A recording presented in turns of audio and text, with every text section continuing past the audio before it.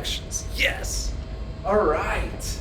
Now you can do this with your normal steps of a two-step equation. You could subtract your 5/6 to the other side, and then you can get rid of your fraction by using the reciprocal. I'd like to show you guys what I think is a better way. You don't like fractions, neither do I, they're fine. But what we can do is we can multiply them by a common denominator, and then there won't be fractions. Now remember, common denominators are the bottom of the fraction.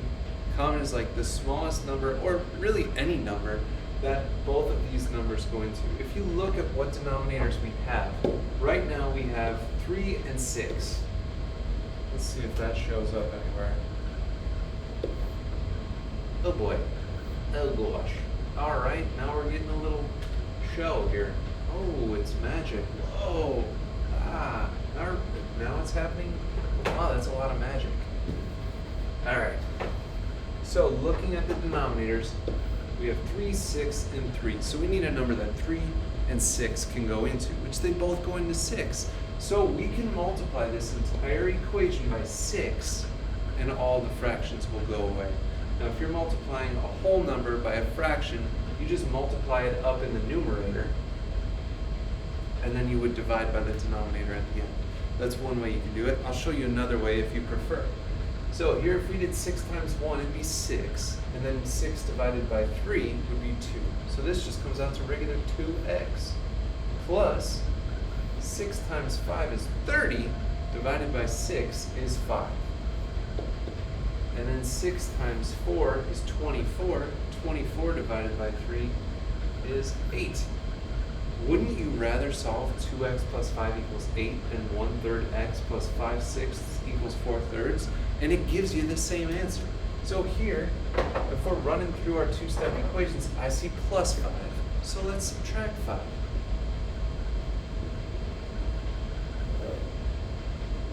These cancel. 2x equals 8 minus 5 is 3. 2x means 2 times x, so we got to divide by 2. We could just leave it 3 over 2. You can't simplify that anymore. If you want, you can turn it into 1.5. But that's kind of like extra unnecessary work. Also, you could make it 1.5, but when you're given problems with fractions, it's usually customary to answer with fractions rather than decimals. So I said I would show you another way that I could do this problem as well. Let me see if I can just duplicate this. Clone it. So we're going to use the same number, the 6. But another way you could do it is you could start in the denominator, and you can say how many of these denominators go into 6?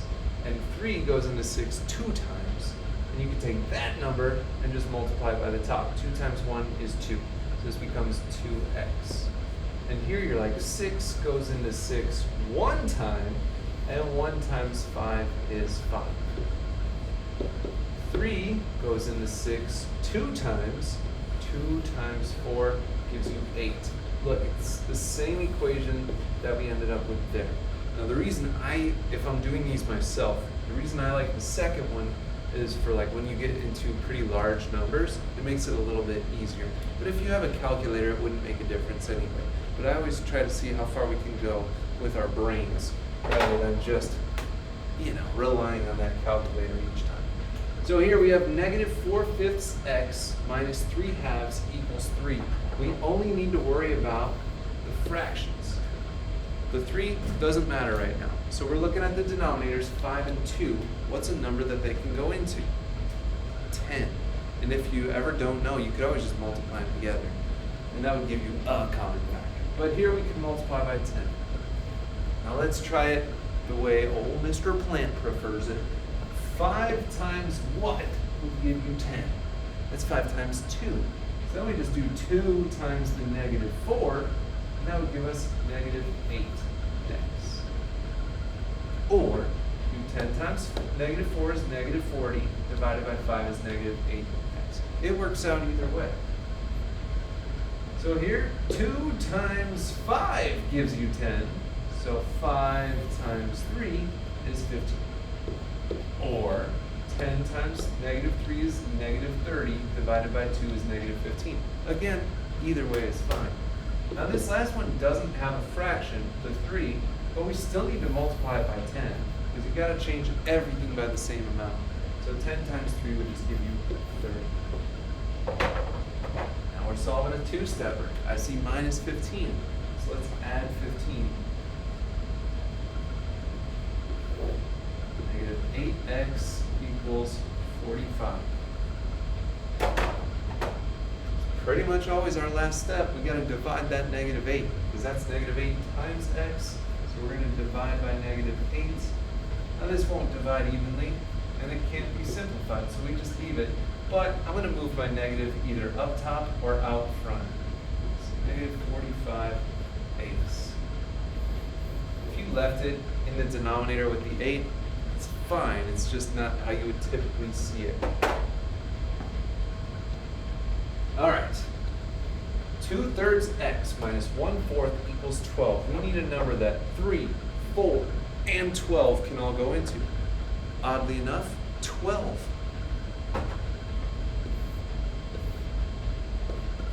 So here's a perfect reason of why I like starting in the denominator. Just look at the last term. 12 times 11 is going to be 132, and then we'd have to divide that by 12. That might be a little tough for some of us, myself included sometimes. So if we start in the denominator for that one, you'll see how easy it is. So let's try it. 3 times what gives you 12? Well, that's 3 times 4. So 4 times 2 would give you 8. 8x minus 4 goes into 12 3 times. 3 times 1 is 3. 12 goes into 12 one time.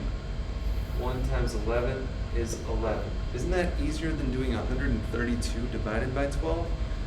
I think so. All right, here we go. That's minus 3. Let's add 3. 8x equals 14. Woo! You know we're dividing by that 8. You know it. Now here we can't just leave it 14 over 8 because that's not simplified. Those are both even numbers. They're both divisible by 2. So 14 divided by 2 is 7. 8 divided by 2 is 4. So 7/4. You can't simplify that anymore. You ready? Let's try out number 4. What say you? Oh, 19/20, 7/8, 3/5. So we need a number 20, 8, and 5 go into. 5 goes into 20, but 8 doesn't go into 20. Again, backup plan, if you can't think of one, is you could seriously multiply all these together. 5 times 20 is 100. 100 times 8 is 800. The fractions will still go away, but you're going to be working with big numbers. So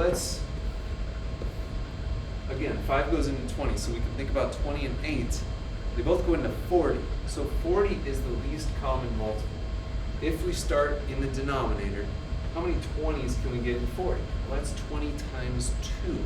So 2 times 19 would give us 38. Here, 8 goes into 40 5 times. 5 times 7 is 35.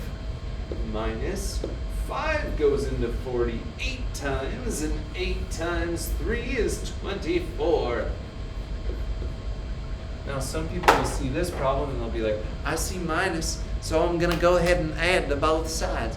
But if we added 35 to both sides, 35 plus 35 is 70. So our whole goal is to try to cancel it out. So positive 35, its inverse would be negative 35. So we're actually going to subtract 35, because this minus really goes with the 24x, not with the 35. So 38 minus 35 is 3. These cancel out, and then here we just have negative 24x. And you know we got to divide by negative 24. First thing I'm going to do is I'm going to write that negative up in the numerator or out in front. 3 goes into 24 8 times. So this fraction would come out to negative 1/8. are you ready to get pretty wild with fraction equations? Okay, don't say I didn't warn you. Don't say that. Oh my gosh. 3/4 x plus 5/6 x minus 1/3 plus 11/12 minus 1 plus 5/2 x equals 6. There's a lot more than 2 steps, it looks like. But let's still look at our denominators. 4, 6, 3, 12, 2. Those all go into 12. So we could just use 12.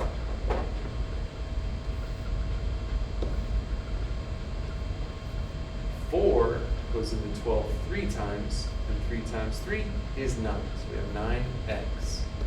6 goes into 12 2 times. 2 times 5 is 10. 10x minus 3 goes into 12 4 times. 4 times 1 is 4. 12 goes into 12 1 time. 1 times 11 is 11. This isn't even a fraction, so we could just multiply it by 12. 12 times 1 is 12. 2 goes into 12 6 times. 6 times 5 is 30. 30x. And then again, it's just a regular integer over here, so we're just going to do 12 times 6, which is 72. Now, this still looks incredibly complicated, but you know how to combine like terms. So if you look at the left side, we have a bunch of x's that we can combine. 9x plus 10x would be 19x. 19x plus 30 more would be 49x's. Look at that. Already way less stuff. Also, we have some just regular numbers here. Negative 4 plus 11 is 7. And 7 minus 12 is negative 5. Look at where we were at with the blue. Look at where we were originally. 2 steps later, we're down here to 49x minus 5 equals 72. Let's add 5. 49x equals 77. And then we'll divide that 49. Now this can be simplified. What goes into 77 and 49? Those are both divisible by 7. So 7 times 11 is 77. And 7 times 7 gives you 49. So we have 11 sevens. That's as difficult as I can possibly make it today. Hey, thanks for sticking with me. Good job. All right.